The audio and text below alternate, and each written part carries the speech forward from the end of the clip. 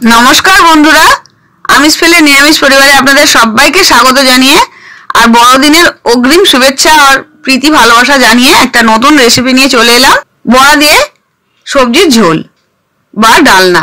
एर जोन्नो आमी एकटा बड़ो साइजेर पेঁপে निये निয়েছি। पेঁপেটা भालो करे खोसा छाड़िए टुकरो करे केटे निয়েছি और दुटो मिडियाम साइजेर आलू निये खोसा छाड़िए बड़ बड़ टुकरो करे केटे निয়েছি।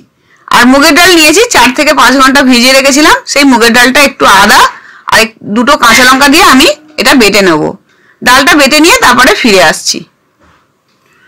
ডাল বাটা হয়ে গেছে। এবার কড়াতে আমি সাদা তেল দিয়ে দিলাম। রান্নাটা আমি সাদা তেলে করছি যেহেতু ডালের মধ্যে আদা আর কাঁচা লঙ্কা সামান্য একটু দেয়া আছে সেজন্য সামান্য একটু লবণ দিয়ে ডালটা খুব ভালো করে ফেটিয়ে নেব যাতে বড়াগুলো খুব ভালো খাস্তা হয়।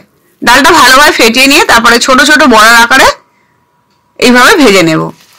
ভালো করে সোনালি করে লাল লাল করে ভেজে নেব যাতে বড়াগুলো এমনিও খেতে সুস্বাদু লাগে আর রান্নায় পড়লে তো খুবই খেতে ভালো লাগবে।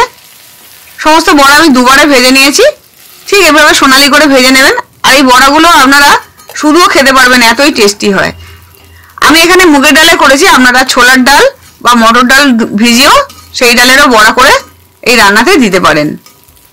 আর আমি যেভাবে রান্নাটা করেছি সেইভাবে যদি আপনারা বানান দেখবেন পেঁপে খেলে আর কেউ নাক ছিটকবে না। অনেকেই পেঁপে খেতে চায় না কিন্তু জানে না পেঁপের মধ্যে প্রচুর প্রচুর ভিটামিন আছে, ক্যালসিয়াম আছে আর এটা শরীরের পক্ষে খুবই ভালো। রক্ত পরিষ্কার করে, হার্ট ভালো রাখে, লিভার ভালো রাখে। তেলের মধ্যে সামান্য লবণ আর হলুদ দিয়ে মিশে গেলে তারপরে আমি কেটে রাখা আলুটা প্রথমে ধুয়ে রেখেছিলাম সেই আলুটা ভেজে নেব। সবজি সমস্তই খুব ভালো করে ভেজে ভেজে রান্না করবেন তাহলে দেখবেন রান্নার টেস্ট খুব ভালো হয়। আলুটা একটু ভালো করে ভাজা ভাজা করে নেব লবণ হলুদ দিয়ে।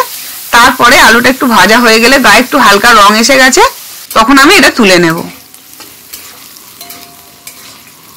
এই আলুগুলো তুলে নিয়ে এবার এই তেলের মধ্যে আমি কেটে রাখা পেঁপেটাও ধুয়ে রেখেছি সেই পেঁপেটাও দিয়ে দেব। পেঁপেটা তুলে নেব। পেঁপেটা দিয়ে তারপরে একটু গায়ে রং আসা অবধি ভালো করে ভেজে নেব। পেঁপেটা দিয়ে দিলাম। পেঁপেটা দিয়েও মিনিট 5 একটু নাড়াচাড়া করে ভালো করে লাল লাল করে হালকা লাল করে ভেজে নেব। একটু লবণ দিয়ে দিলাম। পেঁপের মধ্যে আলাদা করে হলুদ দিলাম না যেহেতু আগে হলুদ দিয়েছিলাম। যে কোনো সবজি একটু দেখবেন ভাজতে ভাজতেই একটু আধ সেদ্ধ হয়ে যায় তখন রান্না করতেও বেশি সময় লাগে না আর খেতেও খুব ভালো হয়।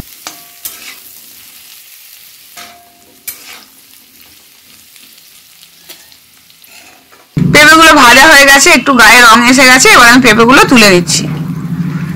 পেঁপেগুলো তেলে তুলে নিয়ে তারপর ওই তেলের মধ্যে একে একে সমস্ত মশলা আমি দেব। এই রান্নায় খুব বেশি তেল মশলা খরচা হয় না কিন্তু খেতে খুব ভালো হয়। আপনারা যদি একবার হলেও পেঁপের এই রেসিপিটা নিরামিষ দিনে বানান আমায় কমেন্ট করে জানাবেন। এবার সবজিগুলো তুলে নিয়ে ওই তেলের মধ্যে একটা শুকনো লঙ্কা হাফ চামচের একটু বেশি দিলাম 5 ফোড়ন আর একটা তেজপাতা ছিঁড়ে দিয়ে দিলাম আর সামান্য একটু হিং দেব যেহেতু এটা নিরামিষ রান্না করেছি। নিরামিষ রান্নায় হিং দিলে রান্নার টেস্টটা খুব ভালো আসে।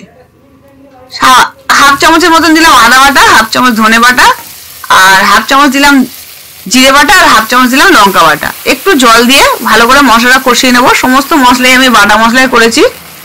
এবার আরো একটা নতুন মশলা দিলাম রাঁধুনি। রাঁধুনিটা অবশ্যই দেবেন, দেখবেন রান্নার টেস্টটা খুব ভালো হয়। আর এই ঝোলে তো বিশেষ করে রাঁধুনি বাটা দিতেই হবে। সামান্য একটু চিনি দিয়ে দিলাম, দিয়ে মশলা খুব ভালো করে কষিয়ে নেব। মশলা একটু ভাজা ভাজা হয়ে গেলে তারপর এর মধ্যে হাফ চামচ দিলাম কাশ্মীরি লঙ্কা গুঁড়ো। আরও একটু জল দিয়ে একটু মশলা ভালো করে কষিয়ে নেব। মশলা যত ভালো কষানো হবে রান্নার টেস্ট ততই ভালো হয়, না হলে একটা কাঁচা গন্ধ থেকে যায়, রান্নার টেস্ট খুব একটা ভালো আসে না। এবার স্বাদ অনুযায়ী আরও একটু লবণ দিয়ে দিলাম, দিয়ে একটু ভালো করে মশলা কষিয়ে নেব। আমি এখানে কোনো প্রকার টমেটো বা টক দই ব্যবহার করছি না বলে 2 চামচের মতন দিলাম সস। এই সসটা আমার বাড়িতে বানানো। আগে একটা রেসিপিতে আমি সস বানানো দেখিয়েছিলাম, এটা আমার ঘরের বানানো সস। আপনারা ইচ্ছে হলে লিঙ্কে দেয়া আছে দেখে নেবেন। এবার সমস্ত সবজি দিয়ে দিলাম, দিয়ে আরও মিনিট 5 ভালো করে এই মশলার সঙ্গে কষিয়ে নেব। আপনারা ইচ্ছে হলে টমেটো সসের বদলে টক দই 2 চামচ বা একটা ছোট টমেটো বা মাঝারি টমেটো ছোট করে কেটে দিয়ে দিতে পারেন। খুব ভালো করে মশলাটা কষিয়ে নেব। এবার পরিমাণ মতন জল দিয়ে দিলাম। আমি এখানে ছোট বাটির 1.5 বাটি মতন জল দিয়েছি। যেহেতু সবজিটা সেদ্ধ হওয়ার ব্যাপার আছে, খুব ভালোভাবে সেদ্ধ করে নিতে হবে ঢাকা দিয়ে। আপনারা ইচ্ছে হলে প্রেসার কুকারেও 2টো সিটি দিয়ে নিতে পারেন। সবজিটা ভালো করে কষিয়ে মিনিট 5 পরে দেখে নিচ্ছি একটু বাকি আছে। এই অবস্থাতে আমি ভেজে রাখা বড়াটা দিয়ে দেব, যাতে বড়ার মধ্যেও খুব ভালো ঝোল ঢোকে।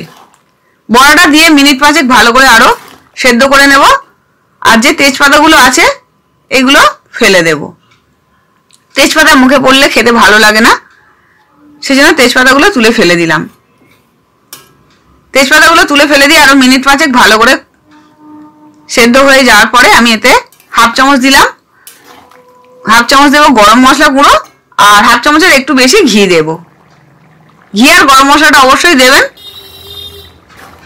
রান্নার টেস্টটা এত ভালো হয়, যদি আপনারা একবার হলো এই রেসিপিটা বানান আমায় কমেন্ট করে জানাবেন। আমি এটা ভাত দিয়ে খাবো বলে একটু ঝোল ঝোল করেছি। আপনারা ইচ্ছে হলে যদি একটু শুকনো শুকনো করেন তাহলে রুটি পরোটা দিয়েও খেতে পারবেন। আর সমস্ত বড়ার মধ্যে খুব ভালো ঝোল ঢুকেছে। রান্নাটা খেতেও দেখবেন খুবই সুস্বাদু হবে। পেঁপে দেখে আর কেউ নাক ছিটকবে না আপনারা যদি এইভাবে বানান। আবার ফিরে আসবে এরকম নতুন নতুন রেসিপি নিয়ে। আর আপনারা কি রেসিপি দেখতে চান সেটাও জানাবেন। সুস্থ থাকবেন, ভালো থাকবেন, নমস্কার।